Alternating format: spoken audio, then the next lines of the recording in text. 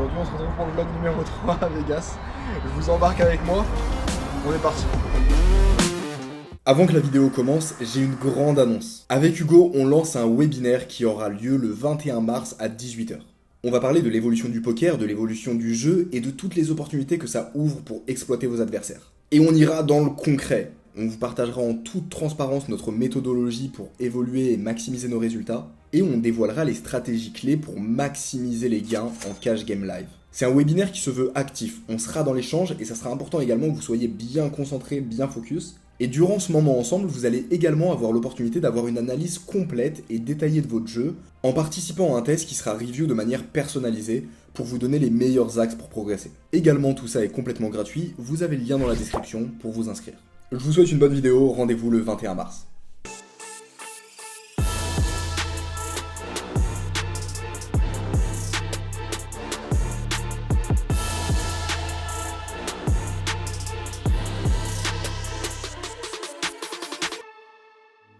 Rather be alone in my zone writing poems. When I get in, I take a shower, read a book and feel empowered. Smoking on that. Laissez votre corps vous guider, on respire bien. The world is ours. Après cette session de coaching avec les élèves, on se dirige vers le win pour une longue nuit de grind. On se retrouve pour cette session sanglante. Cacher les gosses, les enfants, ça va être hardcore. Comme à mon habitude, j'arrive à table avec une belle image de déglingo. La session commence en 1-3, je dépose 500 $ sur la table et toujours accompagné de mon petit Will en acolyte. Directement quand j'arrive, on m'envoie 10 et 9 dépareillés au hijack. La table a l'air très belle, c'est pourquoi je pun à 12 $. La joueuse au cut-off call. On va l'appeler Mamie Riche. C'est une mamie un peu bling bling bourgeoise, ça a l'air d'être une très belle candidate. On est en heads up, le flop tombe valet 5 de Rainbow. Je check, elle check également, la turn tombe 1-2. On est parti, on va commencer à les faire grossir un peu ce pot pour mettre de la pression. Je place un bet à 10 $. La main prend une tournure inattendue parce qu'elle me relance à 30 $. Et en vrai, qu'est-ce que tu racontes ma petite mamie? Check back turn, doublette du 2, elle a très peu de 2 dans sa range. Elle peut avoir potentiellement des weak pairs, mais ça va être très facile de mettre de la pression. Bref, sa line, elle représente à peu près rien, à part peut-être As-2 suité qui pourrait jouer comme ça. Bon, c'est pas aujourd'hui qu'on va se laisser faire. On est parti, on pousse 100 $ au milieu. Elle me regarde, elle sourit. Fight. 100? Fight. Yeah, let's go fight. I don't think I want to go 100. Maybe next time. Next time? Yeah, sure. Next time you have to call. Et avec un air un peu suspicieux, elle finit par fold. Et les choses se passent plutôt bien parce que directement après, je reçois une paire de rangs en milieu de position. Et il y a notre mamie favorite qui nous envoie un 3 bet à 35 $. Décidément, elle est bouillante. Il est temps de faire grossir ce pot. Je relance à 100 $, elle call. On est encore en heads up, un vrai petit couple. Et le flop tombe roi, dame, 10, Rainbow. On fait bourreau en max là-dessus. La pauvre, elle va passer un mauvais quart d'heure. Okay. I made a special discount. It's very rare I do that. Oh man, special discount. What the hell? How much is that special discount? I don't know. Honestly, I don't know. 80. Okay, put it up. I can match it right next to it. I like special discounts. Elle call, la turn tombe la doublette de la dame, je continue à bet et j'envoie une petite pile de 90 $. Et là, la magie s'opère. Le rêve, ce qu'on attendait patiemment se produit. I call. I mean, if you have a full house, you have a full house. Yeah, I have a Oh, see, shit. That's like the last thing I needed. Listen. Et on gagne directement ce pot à plus de 1000 $. Et comme si ce beau gros stack ne nous suffisait pas, on reçoit As-Roi dépareillé en grosse blinde. Le joueur en début de parole open à 16 $, bouton call, et j'envoie un squeeze à 65 $. UTG call, on est en heads up, et le flop tombe As, 8, 6 bicolore. Magnifique. J'envoie un c-bet à 35 $, et c'est pas fini, il me relance à 130 $. Décidément ce soir, tout le monde veut me donner de l'argent. Je fais all-in pour les 300 $ qu'il a au total, il snap call, turn valet, river 9. We can? I don't think we can.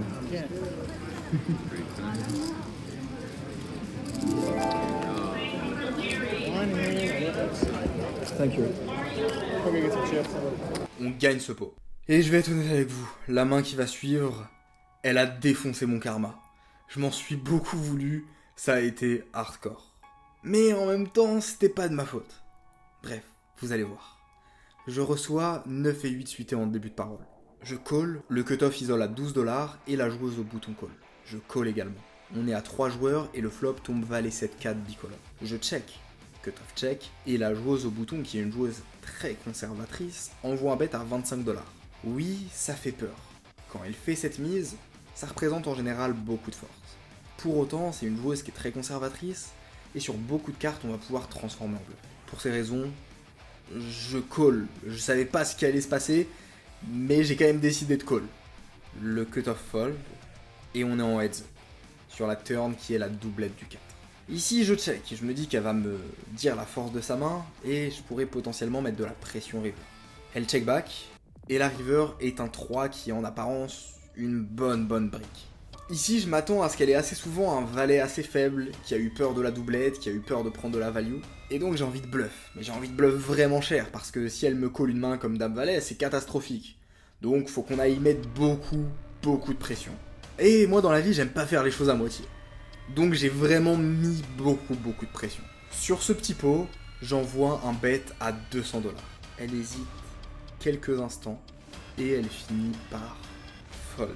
Elle va me retourner sa main, mais s'il vous plaît, pause, stop, essayez de deviner sa main. Essayez de deviner son fold. Franchement, si quelqu'un arrive à trouver la main sans tricher, respect.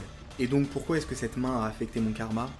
Eh bien la situation qui est extrêmement gênante, c'est qu'à ce moment-là, il y a Julien à la table et Petit Will qui me rail. Elle retourne très fièrement en étant persuadée que j'ai nuts 6 et 5. Elle a touché quinte river et elle a fold sa quinte river. Là les gars, la poker face, elle était pas là du tout.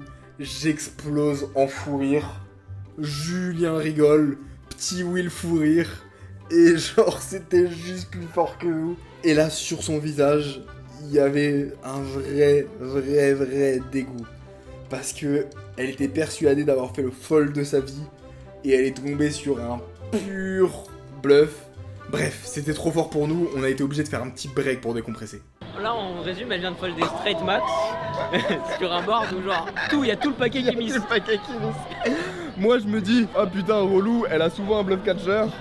Genre, ça va être con. Je sais pas, je me suis dit quoi. Putain, j'ai voulu retourner et je me suis dit, waouh, c'est méchant.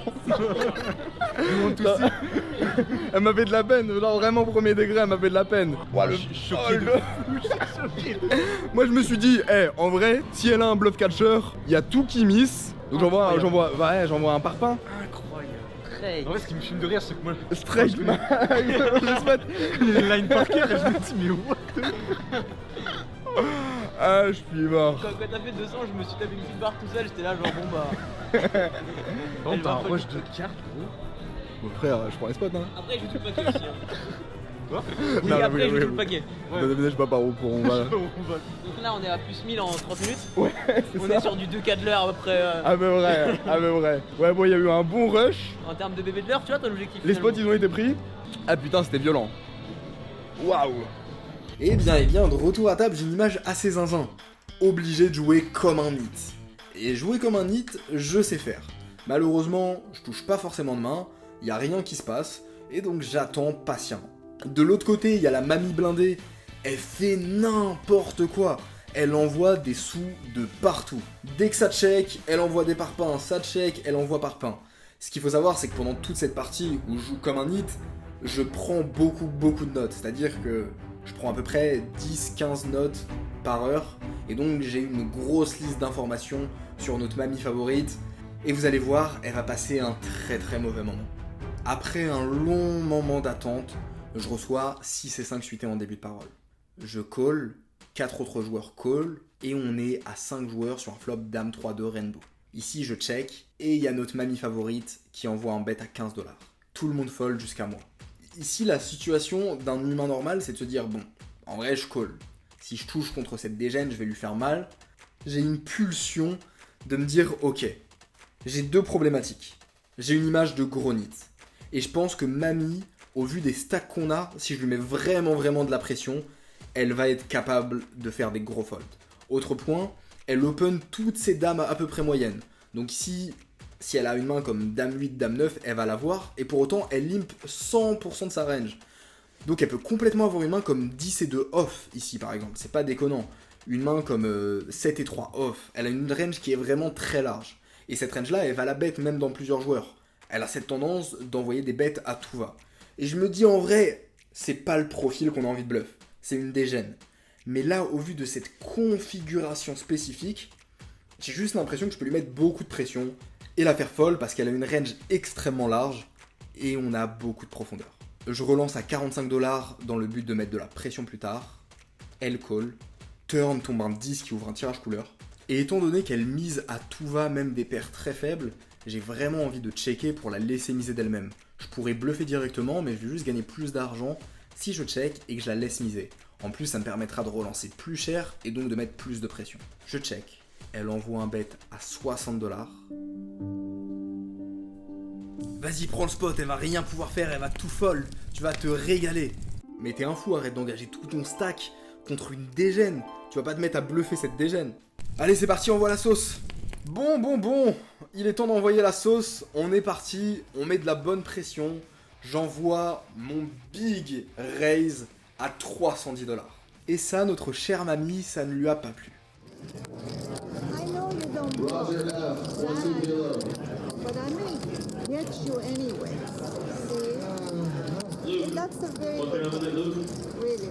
Because I would come follow you for 100, but not for 3. Can I see the last card? Is it possible to see the last card? Ooh. That's... Thank you. You know what I have? No. I have 4, 5, so you'll have me, honey. Oh, nice. Le bluff passe et on gagne ce pot. Et dans un timing magistral, juste après ce bluff, on se retrouve sur le dernier pot de cette session. Je reçois une paire de rois au cutter. Là-dessus, la joueuse en début de parole, celle qui avait fait un fold de mutant avec 6 et 5, open à 10$. Hijack call, et ici c'est super important. J'ai la mamie blindée qui est juste à ma gauche et elle a envie de me découper en morceaux. Donc j'ai absolument envie de l'inviter dans cette main et pas relancer trop cher. Je relance à seulement 40$. Et là-dessus, la mamie blindée au bouton call. UTG et hijack call également. Et nous voici à 4 sur un flop valet 7-2 bicolore. Tout le monde check. Et on pourrait se dire, on est à 4 joueurs, on a envie de faire grossir le pot. Mais je sais qu'à ma gauche, il y a la mamie blindée. Et la mamie blindée, si elle a touché quelque chose, elle va beaucoup plus mettre de l'argent d'elle-même. En plus de ça, les autres c'est des nits et ça va être compliqué d'extraire de l'argent. Je check et malheureusement, mamie blindée check. Et sur la turn, le croupier ouvre un 9.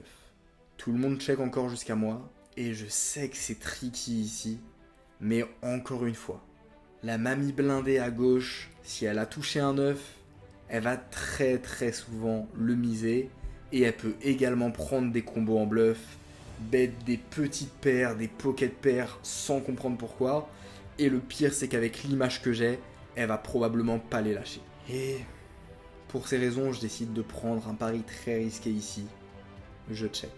Mamie blindée à ma gauche, je croise les doigts pour qu'elle ne check pas.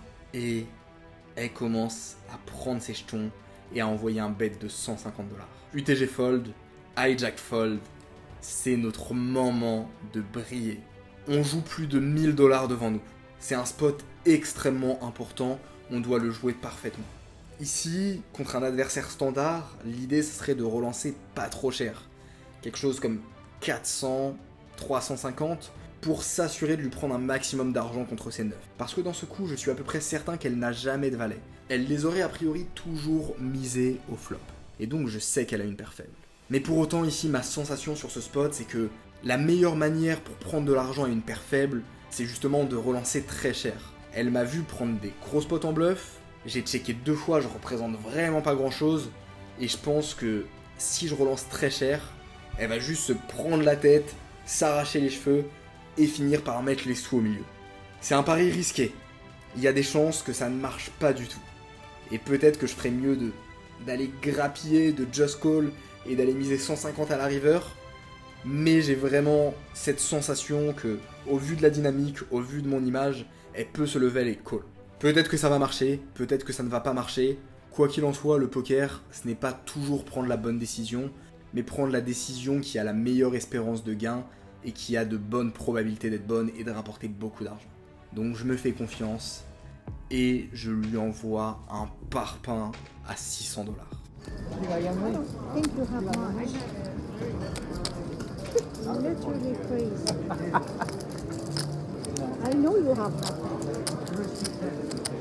Après son petit talk, elle me fait all-in pour $1000. I'm all in. Allez croupier, fais pas le con, envoie-moi une bonne brique sur la river. It's on you. You make all in. La river tombe un 4 et on gagne ce pot à plus de $2000. Son of a bitch! Yeah, slow play. Twice, kings. Yeah, I'm lucky today. I'm lucky tonight. It's your money? I will come back, don't worry. Mais avant qu'on passe au bilan session, je vous laisse avec le feedback de Petit Will à chaud et notre ressenti sur la session. On se régale? Le spot de fou, dégène total, c'était incroyable. L'enchaînement, Ouais, l'enchaînement était fou. t'es en bluff, elle dit t'as aucun bluff, t'es en value, t'as pas de value. Ouais, c'est fou. Ah, c'est fou. Et en fait, je pense qu'il est intéressant, toi, de ton point de vue, c'est que je pense que les gens en vidéo, quand ils voient ce genre de spot, Ouais, ils se disent ah putain, genre ils jouent des profils what the fuck. ouais. Alors que, en fait, ce spot là, il y a genre 20 éléments ultra importants pour le créer. Ouais.